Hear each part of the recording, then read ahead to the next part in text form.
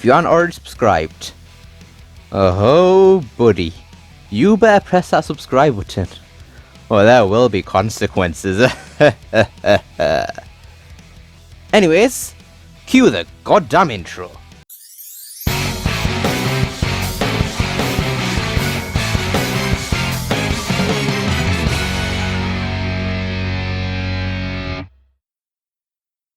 Hey, what's up, Unleash here today, and because we've already talked about the good things about SEGA in today's video, we're going to be talking about SEGA's biggest flaws. Well, at least when it comes to Sonic, because a lot of these flaws I'm going to be talking about in this video only happen with Sonic, which is kind of a bit annoying and strange. I mean, it's like they hate Sonic or something. I mean, as if they don't care. Oh wait, I contradict myself. People get mad at me. Oh yeah. SEGA do care, like I said in my last video. Well, the one before that. So without any further ado, ladies and gentlemen, boys and girls, let's discuss SEGA's biggest flaws when it comes to Sonic. So, the first flaw is always taking the easy route. Now, we already know what I'm going to say about this. SEGA, I don't know what it is, but they always like to seem to take the easy way when it comes to Sonic. Like, if they can cut corners, they'll do it. If it means they'll rack in more moolah, they'll do it. For example, classic Sonic and the Wisps. The Wisps were in Sonic colours. They succeeded. So what did they do? They brought them back. For Sonic Generations. For Sonic Lost World. For Sonic Forces. For Team Sonic Racing. Now, granted, I don't think all of those uses are bad. I think they actually work pretty well in Sonic Forces and Team Sonic Racing. And they're understandable in Sonic Generations, but that still doesn't mean that, yeah, this should bring them back. No. They need to keep thinking of new ideas to make the games fresh and not just keep bringing them back just because they worked before. That's just taking the easy route. And then the other one, classic Sonic. He worked in Sonic Generations. What did they do? They brought him back in Sonic Forces. You see the problem here? They keep taking stuff that's worked before and thinking that, maybe we should just do it again and put it into another game. Even though people only liked it there because it was special for that game, and we should just leave it at that. But no, they don't think like that for some reason. I don't know why, but oh well. It just seems that they keep learning the wrong lessons from whatever games they make. Like from Sonic Generations. They think we love classic Sonic. No, we love the great level design in that game. In Sonic Colors, they think we love the Wisps. No, we love the originality in that game, the environments, the music. But did they take that? No. We got Sonic Generations, probably the most unoriginal game in the entire series. After that, we got Sonic Lost World, which basically Mario-esque environments. Then Sonic Boom, fine, I'll excuse that originality, that's good, but it wasn't made by SEGA or Sonic Team. It was made by Big Red Button. But then after that, we had Sonic Mania, which once again had some originality in it, but once again, not fully original. Then after that, we had Sonic Forces, once again, not fully original, and then Team Sonic Racing, not fully original. They literally just took exact replicas of stages from the past and shoved them in the game, with a few minor tweaks which you can barely notice. And that's just not good. They keep learning the wrong lessons. But, you know what? Reusing mechanics isn't always bad. If it was a sequel to a game, which SEGA seem to never do. SEGA never makes sequels to Sonic games. There's only a few number which I can think of right now. For example, Sonic Adventure 2, Sonic 4 Episode 2, and Sonic 2. And I think that's about it. Sonic Drift 2 if you're going to go that far. But it just seems like they never make sequels. There are some games which are technically sequels, like Sonic and Sega All-Stars Racing had the sequel, Sonic and All-Stars Racing Transformed, which it technically isn't a sequel, but sort of like the same genre, but not a sequel. Like SEGA they just don't make sequels. I don't understand why. Like they have so many great ideas, like one game that could be expanded on, but they never do. For example, the parkour in Sonic Lost World. I'm not saying they have to make a sequel to Sonic Lost World. Well, actually, I kind of am, but that's not saying that you should just do the exact same things in Sonic Lost World. The whole point of a sequel is to get the things you did in the first game and make it better in the second game. Like Sonic Adventure to Sonic Adventure 2. Well, I still prefer Sonic Adventure 1 over Adventure 2, but there are some stuff in Sonic Adventure 2 that are improved. like the cutscenes and stuff for the graphics. Well, I can't really count graphics because that's obviously gonna get better. Or I might not. I mean, Sonic 4's had a cruddy art style compared to Sonic Unleashed, for example. But you get my point. So yeah, Sega are going to get onto making sequels to games. I'm not saying making Sonic Generations 2, like, we're getting Sonic Rangers, actually, aren't we? Yeah. They're probably going to make sequels of that since they're going to use that same formula. Yeah, and the reason I do want sequels is for consistency in the Sonic franchise, because that has not been very apparent at all. I mean, what happened to the humans after Sonic Unleashed? Well, even with Sonic Unleashed, that's a completely different plane of existence from the Sonic Adventure games and Sonic Heroes. There's just no consistency in the franchise. That's why we need sequels to games, so we have that consistency there. Anyways, carrying on. No updating games after release. Sega I don't understand why they don't do this. There's so many problems in their current games, for example Sonic Forces, that they just don't update.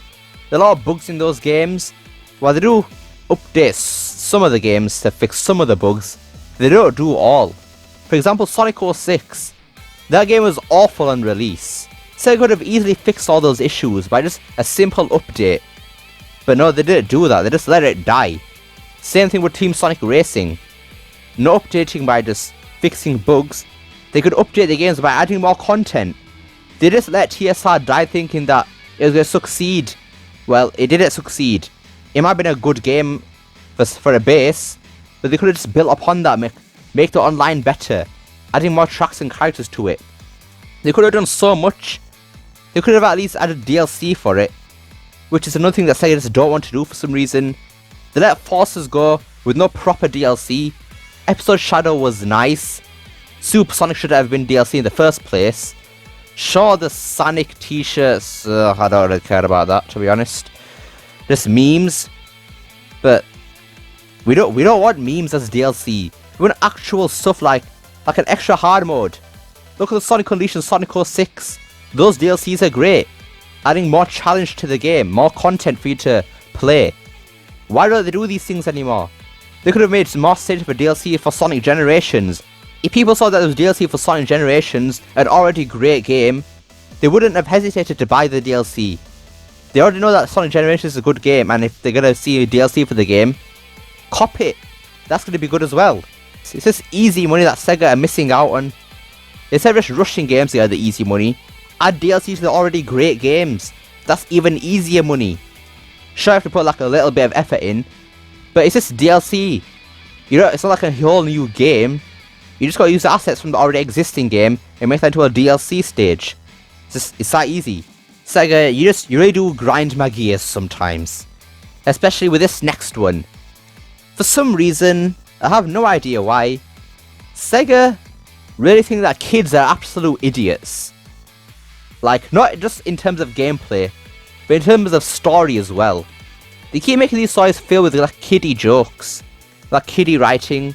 There's nothing like actually deep in the story, like no hidden meaning. Like when I was a kid, I loved Sonic Unleashed, not just for the gameplay, but for the story as well. I can guarantee you that when I played Sonic Unleashed, I laughed more watching the cutscenes of that game, even though the game wasn't necessarily like humorous in terms of its story. I laughed way more at Sonic Unleashed than Sonic Colors, a game which was full of quote-unquote humour. Kids aren't just gonna be entertained by just jokes 24/7. They want something interesting as well. If they're gonna keep seeing jokes and hearing them all the time, they're gonna get bored and just move on. Kids aren't as stupid as you think, Sega. Which is why you need to start making the games flipping easy. Stop adding tail save.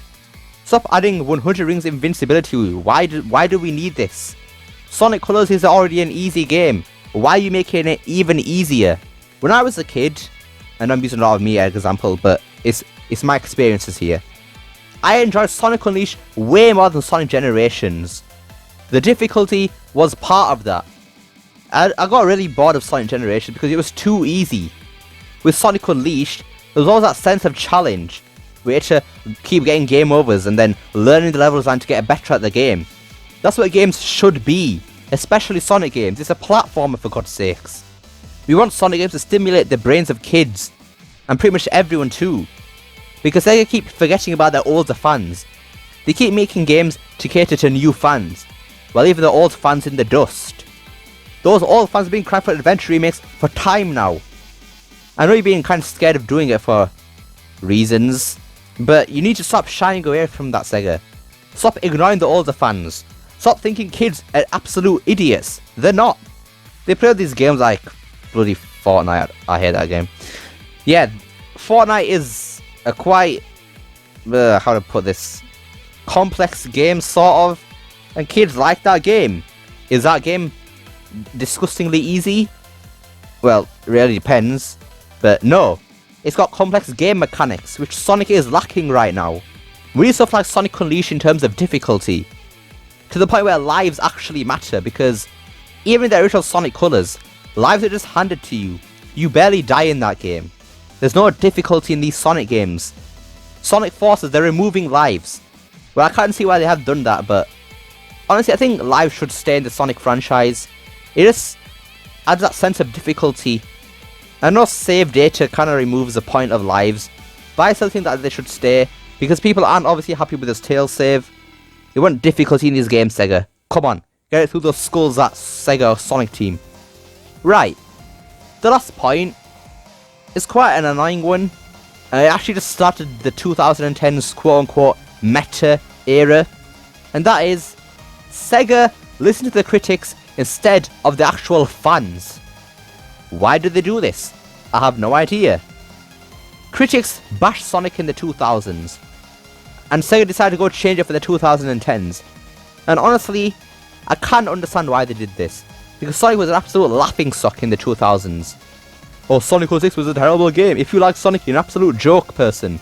Why do you like Sonic for? He has bad games. You're an idiot, mate. I can't understand why they didn't want to just carry on doing the same things they did in the 2000s and change it up for the 2010s. I can't see why they did that, but that doesn't mean they should have. Okay, that sounds kind of redundant, actually. But still, Sega needs to stop listening to the critics, because it's just making Sonic go downhill. Like, there's the writing of the games. The fans don't want it. They don't want this annoying cheesy cutscenes. Why does Sega even care about what the critics want? Literally, IGN hates Sonic. We all remember what they said last time. And no, I'm not going to play the clip because I've played it so many times in the past. If you're an OG of the channel, you'll know. But yeah, Sega really needs to stop listening to the critics, because it really seems like the fans enjoy the games more. Because a lot of the times, critics give Sonic games low scores, but then when you look at the user ratings, the scores are significantly higher. And that must mean something, right, Sega? For example, critics rated Secret Rings higher than Black Knight. What did the fans do? They rated Black Knight higher than Secret Rings. Sega, is that a sign that maybe the critics are wrong? Just saying. You must know full well that Secret Rings is a bad game, like seriously. Come on. But yeah, I think I'm done about ranting about Sega now. So anyways, that just wraps it up for today's video. So yes, Sega does have a lot of flaws, I'm not denying that. But once again, like I said in the Sega Does Care video, no company is perfect. No company wants to go make a bad game on purpose. So while Sega does have a huge number of flaws, it is important for us to try and help Sega. And who knows, maybe Sega will prove us all wrong with Sonic Rangers, I don't know. But until then, we will have to critique Sega where it is due. Don't start hating on people just because they start criticizing people like Sega. It's their opinion, and they're right for criticizing Sega, especially when they do wrong. I hope you enjoyed this video. Don't forget to like, share, subscribe, especially that last one. And hope to see you next time. Peace!